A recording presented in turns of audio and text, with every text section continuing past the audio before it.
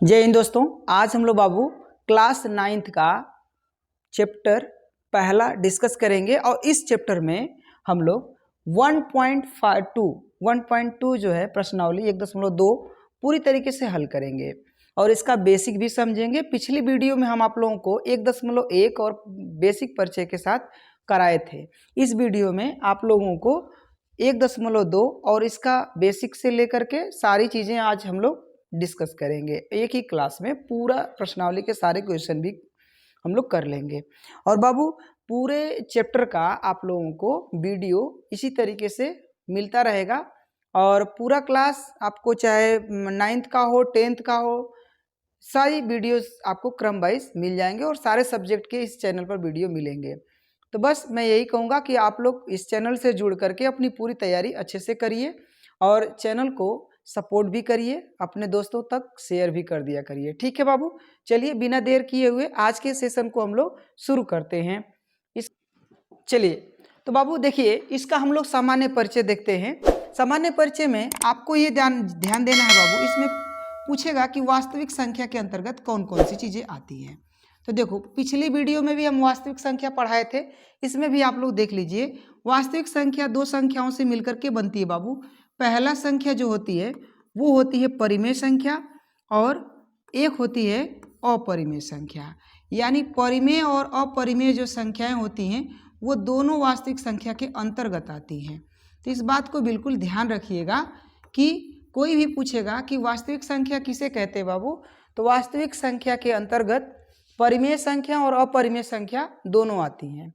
हम आपको ये भी बताए थे कि परिमेय संख्या किसे कहते हैं, तो परिमेय संख्याएं बाबू जिनको p/q के रूप में लिखा जा सकता है और जहां पर q जो है ≠ 0 होता है, यानी जो हर है वो 0 के बराबर नहीं होगा और उसको p/q के रूप में हम लिख सकते हैं।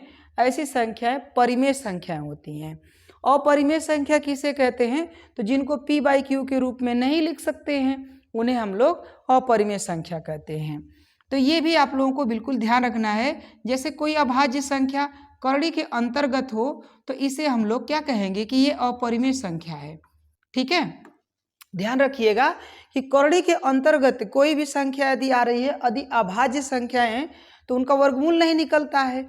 यदि उनका वर्गमूल सामान्य पूर्ण रूप से नहीं आएगा, इसलिए वो संख्याएं क्या होंगी कि अपरिमेय हो जाती हैं। ठीक है, तो इस बात को बिल्कुल ध्यान रखिएगा। और क्या इस चैप्टर में आपको बेसिक में जानना है बाबू, तो इसमें आपको पाइथागोरस भैया की प्रमेय को सीखना है। अब पाइथागोरस की प्रमेय क्या कहती है और इसके अंतर्गत आपको क्या सीखना है, तो देखिए पाइथागोरस की प्रमेय ये कहती है कि कोई यदि त्रिभुज में समकोण है, कोई त्रिभुज समकोण त्रिभुज है, तो समकोण जहाँ पे होगा समकोण के सामने वाली भुजा कर्ण भुजा होगी और यह कर्ण का जो वर्ग होगा, कर्ण का स्क्वायर, इन दोनों के वर्गों के यानी आधार के और लंब के स्क्वायर, यानी इन दोनों के वर्गों का योग इसके वर्ग के बराबर होता है। ध्यान रखिएगा बाबू, जो कर्ण भुजा होती है यह दोनों भुजाओं के वर्गों के योग के बराबर होती है। तो इस बात को ध्यान रखना है। तो यहाँ पर एक प्रमेय निकल करके आई, कर्ण का स्क्वायर बराबर आधार का स्क्वायर प्लस लंब का स्क्वायर। ये बात बिल्कुल ध्यान रखिएगा क्योंकि हम लोग इसमें प्रयोग करने वाले हैं। और क्या बात आपको जाननी है बाबू, तो यहाँ पर एक बात और जाननी है कि पूर्णांक किसे कहते हैं। तो पूर्णांक संख्या के बारे में भी इसमें आपको चर्चा देखने को मिलेगी। तो पूर्णांक संख्याएं बाबू जो दशमलव में न हो, वह माइनस हो, ऋणात्मक हो सकती है, धनात्मक हो सकती है, शून्य हो सकती है, लेकिन वह दशमलव में नहीं होगी, उसे हम लोग क्या कहेंगे, पूर्णांक संख्याएं कहेंगे। जैसे -2 एक पूर्ण संख्या है, यदि यही बट्टे में रहता चाहे कट जाता ये, यानी किसी जैसे 1.5 होता तो ये पूर्ण संख्या नहीं होती, लेकिन ये पूर्ण नंबर है इसलिए ये क्या होगा, पूर्ण संख्या होगी। और ये पूर्ण जो होंगे ऋणात्मक और धनात्मक दोनों मिला देंगे तो ये पूर्णांक बनते हैं बाबू। तो यहाँ पर ध्यान रखिएगा, -2, -1, 0 और 1, 2, 3, 4 या 1, इस तरीके से जो संख्याएं होंगी ये सारी संख्याएं क्या होंगी, पूर्णांक होंगी। चलिए अब हम लोग बात करेंगे आपके सवालों का। सवाल क्या क्या है उनके अंतर्गत हम लोग समझेंगे एक एक करके। देखिए प्रश्नावली 1.2 है और इस 1.2 में भैया आप लोगों का ये पहला क्वेश्चन है। पहला क्वेश्चन में क्या दिया हुआ है, चलिए इसको हम लोग देखते हैं। पहला क्वेश्चन में कह रहा है कि दिए गए कथन सत्य है या असत्य है, कारण के साथ अपने उत्तर दीजिए। तो देखिए इसमें पूछ रहा है कि प्रत्येक अपरिमेय संख्या एक वास्तविक संख्या होती है। तो हमने आपको अभी बताया है बाबू कि जो वास्तविक संख्या होती है, वास्तविक संख्या के अंतर्गत दोनों संख्याएं आती हैं। जैसे आप लोगों को एक आरेख बना करके मैं बताऊं तो ये देखिएगा, ये वास्तविक संख्या का क्षेत्र है। ये क्या है, वास्तविक संख्या का क्षेत्र है, ठीक है। और इसमें दो ऐसा क्षेत्र मान लीजिए कि एक है अपरिमेय का और एक परिमेय संख्या का, अपरिमेय संख्या और परिमेय संख्या। तो ये आप ध्यान रखिएगा इस तरीके से। तो देखो यहाँ पर इस आरेख के आधार पे हम लोग क्या कह सकते हैं कि जो परिमेय है, पूरा परिमेय वास्तविक हो सकता है। क्या बोल सकते हैं कि ये पूरा परिमेय जो है, पूरी जो परिमेय संख्या है वो वास्तविक संख्या के अंदर हो जाएगी। लेकिन ध्यान रखिएगा, यदि हम ये कहें कि पूरा वास्तविक संख्या जो है वो अपरिमेय है तो गलत हो जाएगा, ठीक है। तो इस आरेख से बिल्कुल याद रखिएगा कि परिमेय, चाहे कोई भी परिमेय संख्या है वो वास्तविक संख्या होगी, चाहे कोई अपरिमेय संख्या होगी वो भी वास्तविक संख्या के अंतर्गत आएगी। तो यहाँ पर हम लोग उत्तर क्या दे सकते हैं बाबू कि प्रत्येक अपरिमेय संख्याएं क्या होंगी, वास्तविक संख्या होगी, ठीक है। इसका कारण भी आप लोग दे दीजिएगा, ठीक है। तो यह क्या होगा, तो यह सत्य होगा, ठीक है। ये क्या है, सत्य है कि जो भी परिमेय अपरिमेय संख्या होगी वो वास्तविक संख्या के अंतर्गत आती है, ठीक है। चलिए अब बात करेंगे हम लोग दूसरे क्वेश्चन के बारे में। यहां पर देखिए कह रहा है कि संख्या रेखा का प्रत्येक बिंदु कर्णी में यम के रूप का होता है जहां यम एक प्राकृतिक संख्या है। अब देखिए ये प्रश्न क्या कह रहा है बाबू कि जैसे मान लीजिए कोई एक संख्या रेखा है, ठीक है, क्या है, एक संख्या रेखा है और इस संख्या रेखा पर हम प्रत्येक बिंदु, मान लो कुछ बिंदु ले लेते हैं, 1 2 3 4, इस तरीके से हम कुछ बिंदु ले लेते हैं, ठीक है। और इस बिंदु पर हम लोग एक पूर्ण संख्या रखते हैं, कोई भी संख्या रखते हैं, जैसे 1 2 3 4 5 6 7, ठीक है, ये संख्या रख दिए। अब ये कह रहा है कि जो प्रत्येक बिंदु है वो कर्णी में यम के रूप का होता है, कर्णी में यम के रूप का होता है, ये कह रहा है। तो चलिए अब कर्णी में हम लोग सभी संख्याओं को लिखते हैं। अब देखिए कर्णी में यदि 1 होगा तो कर्णी में 1 का मान कितना होता है, 1 होता है। कर्णी में 2 का मान कितना होता है, तो कर्णी में 2 का मान कर्णी में 2 ही रहेगा। क्यों, क्योंकि ये पूर्ण वर्ग संख्या नहीं है। यहाँ पर देखिए कर्णी में 3 यदि है तो ये भी कर्णी में 3 ही आएगा, लेकिन यदि कर्णी में 4 है भैया तो ये संख्या बाहर निकल जाएगी। तो देख रहे हैं ना कि कुछ संख्याएं ऐसी हैं जो कर्णी से बाहर भी निकल जा रही हैं और कुछ संख्याएं ऐसी हैं जो कर्णी के अंदर भी है। तो इससे सिद्ध ये होता है कि सारी जो संख्या है वो कर्णी के अंदर नहीं रह सकती, यानी कुछ ऐसी संख्याएं होंगी जो कर्णी से बाहर भी निकलेंगी। तो ये कहना गलत होगा कि जितनी भी प्राकृतिक संख्याएं हैं वो सारी प्राकृतिक संख्या कर्णी के अंदर ही होंगी, ये गलत हो जाएगा, ठीक है बाबू। तो इस बात को बिल्कुल ध्यान रखिएगा। तो यहाँ पर कहिएगा, उदाहरण के रूप में ऐसे लिख दीजिएगा और कहिएगा कि नहीं, सारी प्राकृतिक संख्याएं कर्णी में यम के रूप में नहीं हो सकती, क्योंकि कर्णी में 1 जो है पूर्ण वर्ग संख्या है और जिसका मान कर्णी से बाहर आता है 1 के रूप में। कर्णी में 4 पूर्ण वर्ग संख्या है और इसका मान आएगा 2। यही बात आपको लिखना है, यानी पूर्ण वर्ग संख्याएं कर्णी में नहीं रहती हैं, उनको हल करेंगे बाबू तो वो कर्णी से बाहर भी निकल जाती है। तो इसका उत्तर क्या हो जाएगा कि यह असत्य बोल रहा है। इसका उत्तर क्या होगा कि यह असत्य है। क्यों असत्य है, क्योंकि यहाँ पर मैंने कारण दे दिया है, आपको मैंने समझा दिया है कि संख्या रेखा पर मैंने प्राकृतिक संख्या लिया और उसके बाद करड़ी में रखा, और करड़ी में रखने के बाद क्या रिजल्ट मिला कि कुछ संख्याएं करड़ी के अंदर रह रही हैं और कुछ संख्याएं करड़ी से बाहर भी निकल जा रही हैं। तो इसलिए ये कहना गलत होगा कि सारी प्राकृतिक संख्याएं करड़ी में यम के रूप की हो सकती हैं। ठीक है, चलिए उम्मीद करते हैं मेरी बात आपको समझ में आ गई होगी। अगला प्रश्न देखिए बाबू, प्रश्न नंबर 3, यानी ये आपको क्या कह रहा है कि प्रत्येक वास्तविक संख्या एक अपरिमेय संख्या है। देखिए, प्रत्येक वास्तविक संख्या एक अपरिमेय संख्या है, तो ये बिल्कुल गलत होगा। अभी हमने आरेख एक बनाया था बाबू, क्या हमने बताया कि वास्तविक संख्या के अंदर, देखिए ये वास्तविक संख्या का यदि हम आरेख बनाएं, ये वास्तविक संख्या का क्षेत्र होता है, वास्तविक संख्या का, ये वास्तविक संख्या का है, तो इसमें बाबू दोनों संख्याएं आती हैं, अपरिमेय भी आएगी और परिमेय संख्या भी आएगी। ठीक है, परिमेय और अपरिमेय दोनों आता है। तो हम एक कैसे कह सकते हैं कि जो वास्तविक संख्या है, पूरी वास्तविक संख्या अपरिमेय है? ये गलत हो जाएगा। ठीक है, तो ये क्या बात बोल रहा है, ये असत्य बोल रहा है।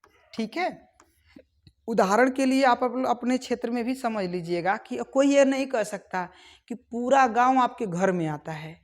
आप ये कह सकते हैं कि आपका घर आपके गांव में है, वो ठीक है, लेकिन ये नहीं कहा जा सकता कि पूरा गांव आपके घर में है, तो गलत हो जाएगा। ठीक है बाबू, जैसे बड़े एग्जाम्पल देख सकते हैं आप लोग कि यदि हम कहें कि उत्तर प्रदेश भारत में है तो ये ठीक है, लेकिन हम ये कहें कि नहीं भारत उत्तर प्रदेश में है तो गलत हो जाएगा। ठीक है, तो इसलिए बिल्कुल इस बात को ध्यान रखिएगा, क्योंकि वास्तविक संख्या का क्षेत्र बड़ा होता है और उस वास्तविक संख्या के अंदर ही अपरिमेय संख्या और परिमेय संख्याएं आती हैं। तो ये आपको समझ में आ गया होगा कि प्रत्येक वास्तविक संख्या अपरिमेय संख्या होती है, ये बात गलत है। ठीक है, चलिए कुछ के सेंस में बोलता तो ये सही हो जाए। तो बाबू देखिए क्वेश्चन नंबर 2 देखिए, ये क्या कह रहा है, कह रहा है कि क्या सभी धनात्मक पूर्णांकों के वर्गमूल अपरिमेय होते हैं? यदि नहीं होते हैं तो आप एक ऐसी संख्या का उदाहरण दीजिए जो परिमेय हो, जिसका वर्गमूल क्या हो, परिमेय हो। तो चलिए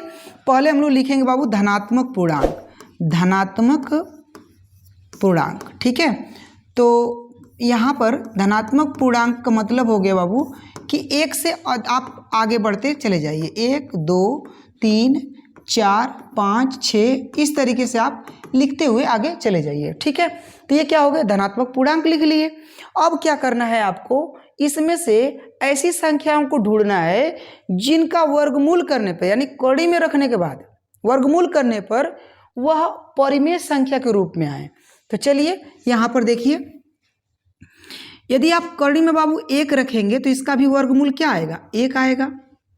यदि आप कड़ी में 4 रखते हैं तो ये भी इसका वर्गमूल क्या आएगा, 2 आएगा। कड़ी में यदि आप 9 रखते हैं मेरे भाई तो इसका वर्गमूल क्या आएगा, 3। और यदि कोई संख्या स्वतंत्र रूप से बाहर निकल गई तो इसका हर हमेशा क्या आएगा, 1/1 हो जाएगा। इसको क्या लिख सकते हैं, 2/1 लिख सकते हैं। इसको क्या लिख सकते हैं हम लोग, 3/1। अर्थात सभी क्या हैं, सभी p/q के रूप में है। क्या है, p/q के रूप में है।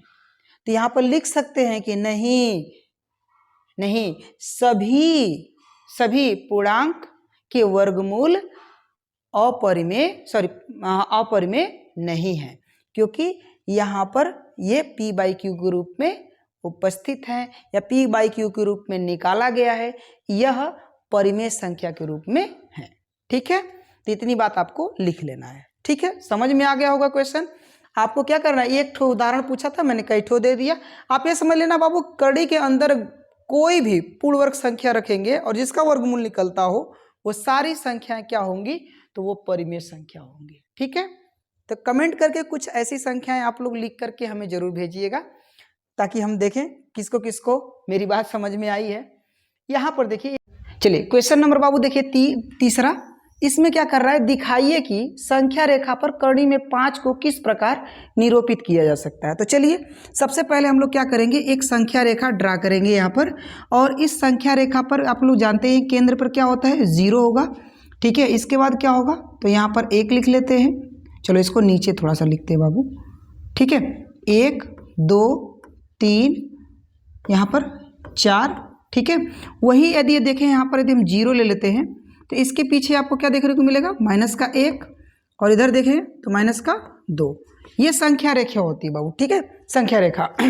अब आपको क्या करना है कि कड़ी में 5 को आपको निरूपित करना है। ठीक, तो चलिए यहाँ पर आपको क्या करना है, कड़ी में 5 यदि आपको निरूपित करना है तो उसके लिए आपको छोटा सा पहले काम करना पड़ेगा बाबू, कि ये देखना है कि कड़ी में जो 5 है उसका मान कहाँ आता है, तो लगभग 2 से अधिक आएगा। तो इससे पहले आपको क्या करना होगा, देखो कड़ी में 5 से आपको क्या करना है, छोटा सा काम कि किससे आगे इसका वैल्यू आएगा। देखो कड़ी में 5 को यदि अभी 1 घटाएंगे तो यहाँ पर क्या मिलेगा, यदि 5 में से यदि 1 घटा देंगे तो हमको मिलेगा 4। और 4 क्या है, पूर्णवर्ग संख्या है। कड़ी में 4 क्या है, एक पूर्णवर्ग संख्या है जिसका मान कितना आता है, 2 आता है। इसका मतलब ये हुआ कि 2 से अधिक ही आपको कड़ी में 5 का मान मिलेगा। और पूर्णवर्ग संख्या कहाँ मिलेगी, तो 2 पर मिलेगी। अब जो 2 मिल गया ना, तो यहीं से आपको क्या करना है, एक इतनी ही लंबाई का यहाँ पर एक लाइन खींचना है, यानी 1 यूनिट का खींचना है, यानी ये 1 इकाई का मान होगा। ठीक है, यानी ये दूरी जो है 1 इकाई का है, और इतनी ही दूरी का आपको एक लंब खींचना है। क्या खींचना है, परपेंडिकुलर यानी लंब खींचना है, यानी यहाँ पे 90 डिग्री का कोण बने। अब यहाँ से क्या करना है, 0 वाली लाइन से इसको मिला देना है और इसका मान रख देना, इसका A B और इसको कर देना C। अब देखो बाबू, यहाँ से यहाँ तक की दूरी कितनी है, तो यहाँ से यहाँ तक की दूरी हो गई 2 इकाई। अब 2 इकाई आ गई है तो ये दूरी कितनी होगी, ये दूरी, तो चलो ये दूरी देख लेते हैं कि क्या ये दूरी कड़ी में 5 है। तो चलो देखो यहाँ पर यदि आप देखेंगे बाबू, तो कर्ण का स्क्वायर बराबर क्या होता है, कर्ण का स्क्वायर बराबर होता है आधार का स्क्वायर और प्लस लंब का स्क्वायर। अब यहाँ पर यदि हम देखें तो 2 का स्क्वायर प्लस 1 का स्क्वायर बराबर यहाँ पर मिलेगा 4 प्लस 1, यानी क्या मिला, 5। अब कड़ी से इसका वर्ग हटाएंगे तो के बराबर आपको क्या मिल जाएगा, कड़ी में 5, यानी ये जो दूरी है वो कड़ी में 5 मिल गई। तो आपको क्या करना है बाबू, यहीं से एक गोला प्रकार लेना है और यहाँ से एक चाप खींचना है, चाप लगाना है, और जहाँ पर इसको काटेगी ना, जहाँ पर इसको काटेगी वह दूरी जो होगी, वह दूरी इसकी दूरी के बराबर होगी। और यहाँ पर लिख दीजिएगा कि ये जो दूरी है भैया, ये दूरी, इसका नाम कुछ और लिख लीजिएगा, और ये हो जाएगा कड़ी में 5। ठीक है, इसका मान कितना मिलेगा, इसके बराबर है, तो ये कड़ी में 5 का मान हो गया। यानी संख्या रेखा पर ये कड़ी में 5 आपका दर्शा दिया गया। तो यहाँ पर आप ये लिख दीजिएगा कि जो O और इसका नाम मान लीजिए P लिख दीजिएगा, तो OP बराबर किसके हैं, AB के, और ये बराबर किसके है भैया, कड़ी में 5 के। ठीक है, तो इस प्रकार यदि कड़ी में 5 को आपको संख्या रेखा पर दर्शाना होगा तो सबसे पहले क्या करिएगा कि इसमें से एक पूर्णवर्ग संख्या निकालिएगा, यानी घटा लीजिएगा, घटाने के बाद आपको पूर्णवर्ग संख्या मिल जाएगी। ठीक है, चलिए, और आपको प्रश्नावली में उदाहरण के रूप में करणी में 2 लिखा हुआ है और करणी में 3 भी, ये उदाहरण के तौर पे दिए हुए हैं सब कि इसको संख्या रेखा पर कैसे दर्शाएंगे। तो इसी के आधार पर आप इनको भी दर्शा लीजिएगा और हमें कमेंट करके ज़रूर बताइएगा कि आपको ये सेशन कितना अच्छा लगा। ठीक है, तो अगली वीडियो में हम लोग फिर से मिलेंगे बाबू, प्रश्नावली 1.3 को लेकर के। और वीडियो अच्छा लगा हो तो लाइक शेयर कमेंट जरूर किया करिए। तब तक के लिए जय हिंद जय भारत। ठीक है।